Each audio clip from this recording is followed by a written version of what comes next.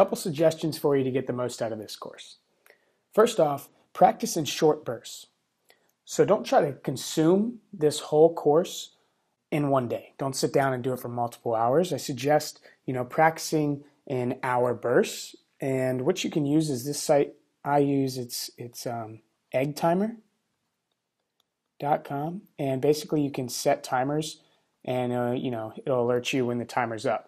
That way you have a time against you, so you try to learn as much in a small amount of window as possible. And then, take a break for the day. Don't get burnt out. Stay excited about it. And I also suggest making a schedule that you'll stick to. So if you can lay aside 1 hour a day for a week, you'll have your first site out in a week. Number 2, go through the course one time with me and write in the code.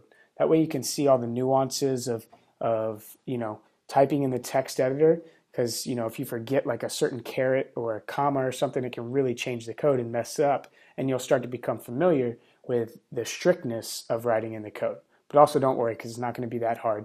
I just want you to get muscle memory and feel for what it is and actually writing in your own code and seeing that you can reproduce the same results that I have. And then once you do that, and you've completed the course, then you go in and make your own site. So you have this project that you love, this site idea. Maybe you want to create a site for yourself, or a business idea you want to test it. So you go at it, you try to create it, and then use the videos and course materials to refer back to as references. And that's when the actual learning takes place. In the process of creating your own stuff, you start to create that muscle memory. You start to get in there and get your hands dirty, and you really learn by remembering and experiencing your own battles. Number 4, quantity over quality. So there's this story from the book, The First 20 Hours. And they were in this pottery class, and they split the pottery class into 2 groups. Group 1 was graded on how many pieces of pottery they could create over the course of the semester. Group 2 was graded on only 1 piece of pottery. Their grade, they had to pick their best piece of pottery, and that's what their grade was given.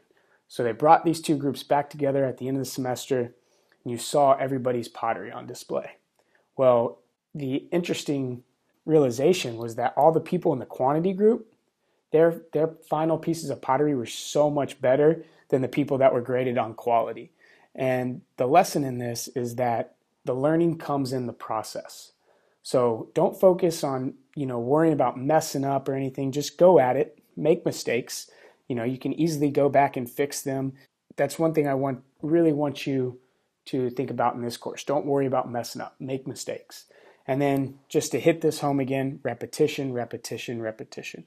Keep practicing, keep building sites. The more you do, the higher the quantity, the more this will become second nature, and you'll be busting out top quality sites in no time. It's really not hard. It just takes, repetition and practice. So good luck with the course, guys. Let's get started in making our first website.